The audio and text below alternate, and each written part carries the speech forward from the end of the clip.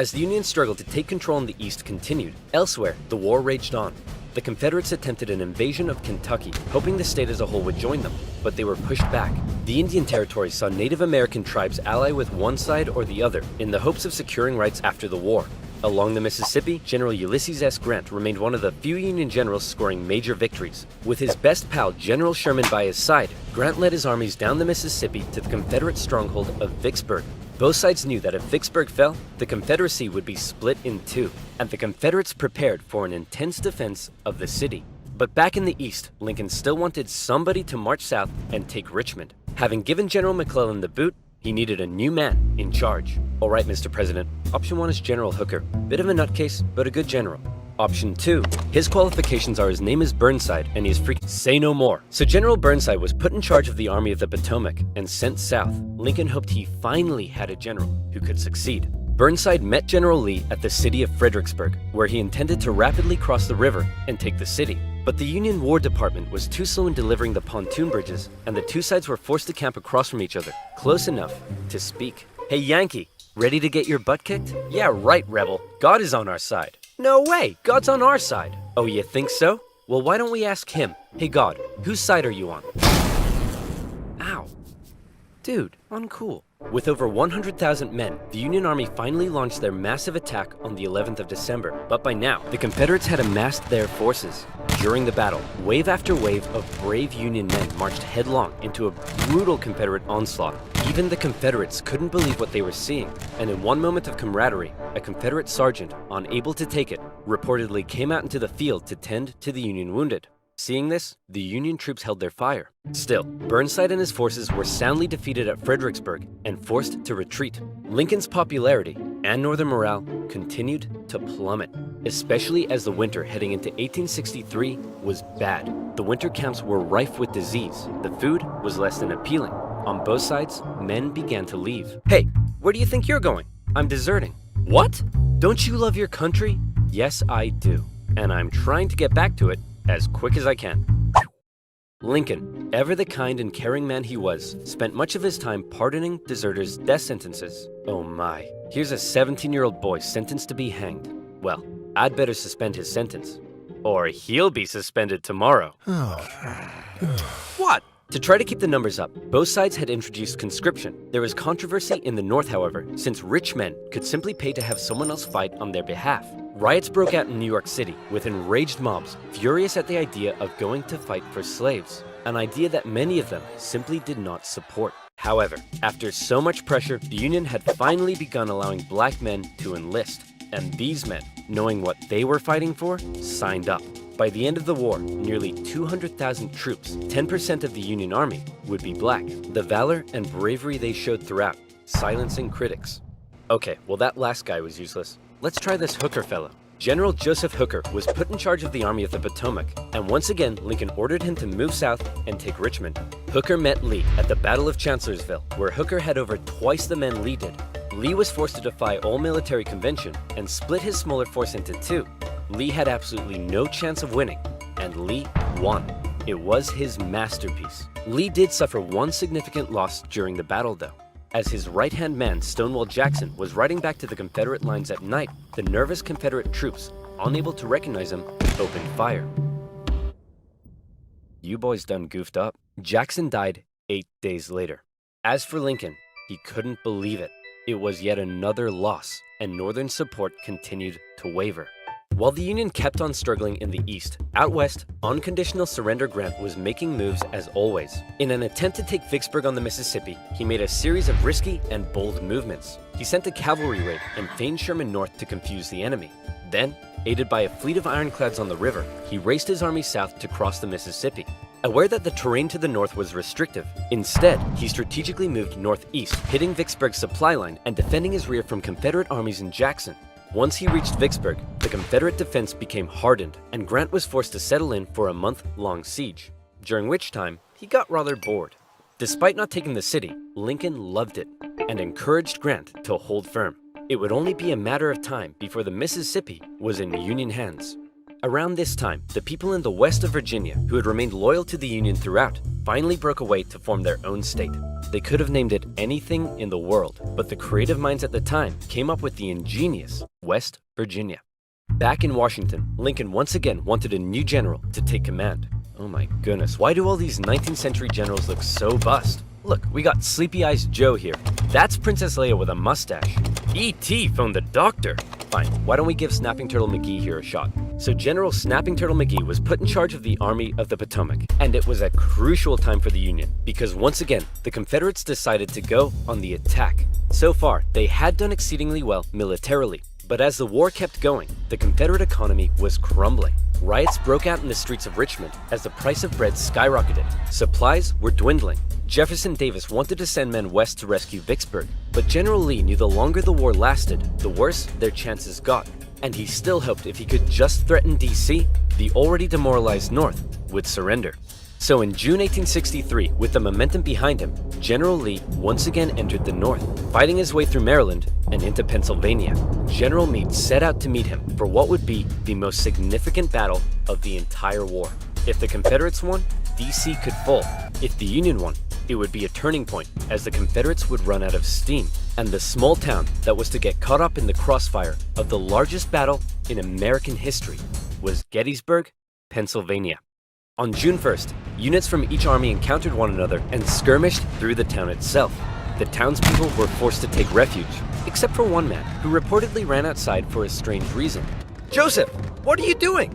"I'm not gonna let them take my beans." "How many times do I have to tell you, they're not here for your beans?" By the second day, over 100,000 men stretched for miles across the battlefield. Lee took the initiative, deciding to hit the enemy's flanks, and he came very close to breaking through the Union's disorganized left. But Union Colonel Joshua Chamberlain ordered a desperate bayonet charge, smashing into the Confederates and forcing them back. The Union forces held across the line. On the final day, Lee believed the Union Army had fortified its flanks, so he decided to finish them off with one massive central assault. The Confederates rushed at the Union lines during General Pickett's charge, and this time, it was the Union's turn. Meade had correctly guessed Lee's strategy, and the Confederates were decimated, forced to turn and flee. A devastated General Lee called out to his fleeing and wounded men, telling them it was his fault. And after holding for a counterattack that never came, he ordered a retreat back into Virginia. The North had just managed to score a massive victory, and one they desperately needed. And if that wasn't enough, in the West, after a month-long siege, Vicksburg finally fell. The North now held the Mississippi, and better yet, it was the 4th of July. With control of the Mississippi, Union forces moved into Arkansas and Tennessee. Tennessee in particular saw heavy fighting, with Union General Rosecrans masterfully pushing Braxton Bragg's Army of the Tennessee out of Tennessee. He suffered a major setback, however, at the bloody Battle of Chickamauga, and ended up under a Confederate siege at Chattanooga. At one point during the siege, a temporary truce was declared so that wounded men could be recovered. And often in the Civil War, during these small truces, men from both sides would meet in the middle to trade things like tobacco, coffee, Vicksburg, 4th of July, and the Siege of Chattanooga. Thankfully, General Grant, now in charge of all Western Union armies, showed up and karate-kicked Bragg right back into Georgia. Like this. With Sherman and Hooker, Grant took on Confederate positions in the mountains around the city, including the famous battle above the clouds and Mission Ridge. Grant continued to be Lincoln's #1 guy. With these victories, Lincoln hoped the war was finally turning. Back in Gettysburg, the entire town had been turned into a hospital to care for the scores of wounded men. Throughout the war, on both sides, women such as Clara Barton rose to the occasion, doing crucial work on the home front and volunteering as nurses. For those who had given their lives, a new national cemetery was to be established at Gettysburg, and Abraham Lincoln traveled out to attend the opening ceremony. At the event, the main speaker spoke for 2 hours. Then, Abraham Lincoln was called forward to give some brief, appropriate remarks. In just 2 minutes, he masterfully and poignantly iterated America's national purpose and the need to continue the fight. The Gettysburg Address would become one of the most famous speeches in American history. While they were now making progress, the North still couldn't find a decisive victory in the East. And that was bad news for Lincoln, because his presidency was now in its 4th year. In 1864, there was an election coming. The Confederates knew this too, and with little hope left of being able to threaten the North militarily, they believed their last shot at victory may be in the election, since Lincoln, emancipation, and the war itself weren't exactly popular. People in the North were sick of war and wanted to put it behind them. Robert E. Lee hoped that if he could just hold out and continue to inflict more defeats, the people of the North would vote Lincoln out and replace him with a Southern sympathizer who may be willing to negotiate. Lincoln knew now he desperately needed a victory. Now, I know what you're thinking, but oversimplified. If Lincoln loves General Grant so much, then why doesn't he put him in charge of the campaign in the East? Well, guess what, loyal subscriber? You've hit the nail on the head. You're bold, Grant. I'll grant you that. I'm promoting you to General-in-Chief, and I ain't taking you for granted. Now I want you to go defeat Lee. Grant me my wish. Please stop. So Grant was put in charge, and he came up with a new plan. He wanted to press the Confederates on all fronts, with General Banks to capture Mobile, Alabama, General Sherman moving south to Atlanta, and Grant joining the Army of the Potomac as they advanced through Virginia. In May 1864, that plan went into action. Sherman steadily advanced on Atlanta, facing off against the smaller Confederate army under General Joseph E. Johnston. In addition, a cruel yet highly skilled cavalry general and winner of the funniest Confederate statue award, Nathan Bedford Forrest, was also nearby, doing his best to threaten Sherman's advance. But in a series of battles, Sherman dominated and pushed Johnson back to the city. But he was held just outside of Atlanta itself and was forced to lay siege. Meanwhile, the main show was happening to the east in Virginia.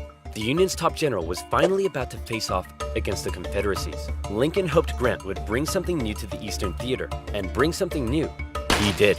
As Grant began moving south, Lee still regularly outmaneuvered him and inflicted heavy casualties, hoping to demoralize the North as much as he could. But here's what set Grant apart from others. He knew Lee was running out of men, and that the North by comparison had plenty. Grant would throw his forces at Lee, and even when Lee repelled them, Grant, rather than pulling back, would give the order to keep moving forward and flank Lee, again and again. In under 6 weeks, 80,000 men would be killed, wounded, or missing. In D.C., Grant was criticized for being a butcher. At the Battle of the Wilderness, the Union casualties were so heavy that Grant reportedly began to weep. But still, Grant could replace his losses. Lee couldn't, and he was being pushed all the way back to Richmond. Lee knew once he got there, he'd be under siege. Then, it would only be a matter of time. Close to Richmond, Grant again suffered horrific casualties in a miscalculated assault at Cold Harbor. Then, trying to be a trickster, instead of moving on Richmond directly, Grant moved towards Petersburg to flank the Confederate capital and cut its supply line. But, just like Sherman, Grant was halted outside of the city, and he too was forced to settle in for a siege. 2 identical sieges would not be good enough for Lincoln's re-election. The people of the North saw the casualties Grant had been taking, and they weren't happy. To make matters worse, Lee had sent Jubal Early north to threaten D.C., with the hope of forcing Grant to withdraw troops from Richmond. Early was repelled on the outskirts of the city, with President Lincoln even attending as an observer, but the North had been given a fright. So with the war currently in a stalemate, who was to be Lincoln's opponent in the critical 1864 election? Who would the Democrats choose? Guess what, baby? I'm back. That's right. General George B. McClellan would run for president against Abraham Lincoln. My fellow countrymen, if you elect me, I, the great General George McClellan, will fearlessly and valiantly win the war. Many Democrats, however, including McClellan's running mate, wanted to end the war, so it's possible McClellan may have ended up fearlessly and valiantly making peace with the Confederates, which is exactly what they were hoping for. With the war in a stalemate, and Lincoln still not popular, it looked like McClellan would win, and the Confederacy may have a chance at surviving after all. Lincoln himself said that without some kind of major victory, it seemed exceedingly probable that this administration will not be re-elected. Well, fret not, Abe, because if it's a major victory you want, it's a major victory you'll get. Atlanta had been under siege by General Sherman for just over a month. After a number of battles around the city, Sherman sent a force south to sever the city's supply line, and Confederate General Hood was forced to abandon it. Atlanta, one of the Confederacy's most important cities, had fallen into Union hands. For many, it was clear that the Confederacy's defeat was now inevitable, and the war would soon be over. When the final results came in, Lincoln had won with an electoral college landslide, with the troops in particular voting overwhelmingly for Lincoln, which must have been touching for their commander-in-chief. Hey man, looks like you lost. No hard feelings? I didn't lose. I merely failed to win. In January, Lincoln involved himself heavily in ensuring the 13th Amendment made it through Congress. In a narrow and historic vote, the amendment passed. Slavery would now be constitutionally banished throughout the nation. black men and women watching the vote from the galleries knew the work had only just begun. A couple months later, at his second inauguration, with victory right around the corner, he didn't celebrate, he didn't gloat. Instead, he emphasized the need for reunification and binding up wounds. To him, Americans, North or South, were to again be compatriots. However, listening to Lincoln speak that day was a man who had no interest in reunification. John Wilkes Booth, an actor living in D.C., was also a deep Southern sympathizer, and as the war turned against the Confederacy, depressed and full of hate, he was already plotting his revenge on the man he held responsible. With further Confederate losses, it was pretty clear at this point who would win. But still, Jefferson Davis showed no sign of giving in. The North were frustrated to see the conflict being dragged out. Why waste more lives? In Atlanta, General Sherman believed he had the key to forcing the Confederacy's hand. He had an unusually modern concept that an army could only survive with the support of the people. Strike at the people, and the army collapses. Sherman decided to do something unprecedented. He would remove his 62,000 men from their supply line and march through the heartland of the Confederacy, where they would live off the land. There, they would wreak havoc. As they marched, they tore up railroads, burned farms, and destroyed communication lines. They also liberated thousands of slaves. The damage done was estimated at $1.4 billion. The tactics were cruel, but to Sherman, it was better than losing yet more men in battle. In December, he reached Savannah, Georgia, but he wasn't done yet. Next, he turned north to inflict his punishment on the first state to secede, South Carolina. As he moved, he came ever closer to General Lee's army, still holding out at Petersburg. The siege of Petersburg had lasted for 292 days. 60,000 of Lee's men had deserted. Numerous Union attempts to break through had failed, but when the breakthrough finally came, it came quick. On April 2nd, a Union assault finally pushed the Confederates from their defenses. Hey man, there's no need to evacuate, right? You'll rescue us like last time, right? Sorry, can't hear you. Lee narrowly escaped the city, hoping he'd be able to meet up with General Johnson and continue the fight. Grant chased him down. Richmond was evacuated, and Jefferson Davis went on the run. As they left, the Confederates set fire to military buildings, but the flames burnt out of control, and as the Union troops arrived, they became firefighters. A couple of days later, Abraham Lincoln visited the war-torn city. Grant caught up to Lee at Appomattox Courthouse, where he trapped his forces. It was here, on April 9th, 1865, that Lee saw no point in continuing. Sir? So whatever you have to say, I don't want to hear it. General Lee says he wants to surrender. Hot diggity dog! Grant and Lee met in the home of a nearby farm family, owned by a man who had tried his best to escape the Civil War years earlier, Wilmer McLean. All right, can we all just hurry up and get this over with? Martha! Not now! I'm cleaning! Do you want us to get rats? Grant and Lee, after years of war, now spoke respectfully to one another. When Lee left, his face filled with emotion, Grant's men began to cheer, but Grant ordered them to stop. He knew that now was the time for reconciliation. Just over 2 weeks later, General Johnson would surrender to Sherman, ending the war for 89,000 Confederate soldiers in the largest surrender of the war. Not every Confederate state had surrendered, but the war was as good as over. Across the North, church bells rang out and celebrations erupted. In Washington, Lincoln gave a speech from the White House to a jubilant crowd, in which, among various things, he expressed his support for black voting rights. Lincoln had seen the nation through its deepest crisis. The presidency had visibly aged him. He had lost over 20 pounds. He said sometimes, "I think I am the tiredest man on earth." I'm not sure tiredest is a word, but geez, the man's exhausted. Cut him some slack. On a carriage ride with Mary, Lincoln clearly was looking forward to being a president in a time of peace. He was apparently very cheerful, surprising his wife, and he told her that between the war and the loss of their son, they'd both been very miserable. Now, it was time to be happy. On the evening of April 14th, Lincoln attended a play with his wife and some friends at Ford's Theater. It was a comedy, and the president appeared to be enjoying it very much. In a nearby bar, John Wilkes Booth swallowed 2 glasses of brandy. He slipped quietly into the president's booth and awaited for the audience's laughter to rise.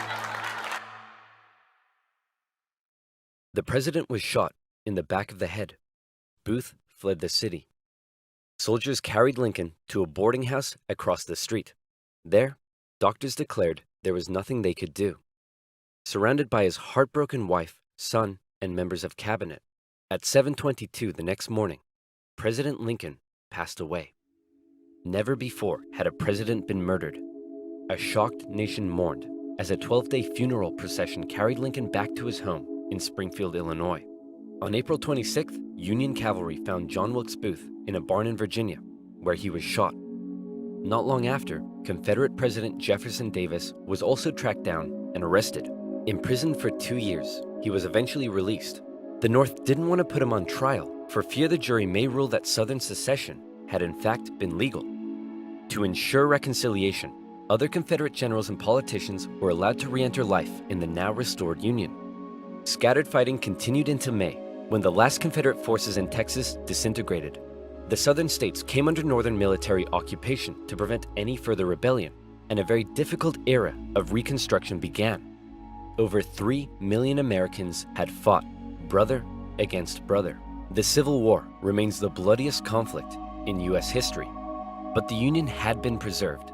You could say the real winners were those who were to never again be slaves. Further amendments passed by Congress gave Black individuals the right to citizenship and to vote. Significant progress had been made. However, entering into the 20th century, it was clear the fight for equality would continue.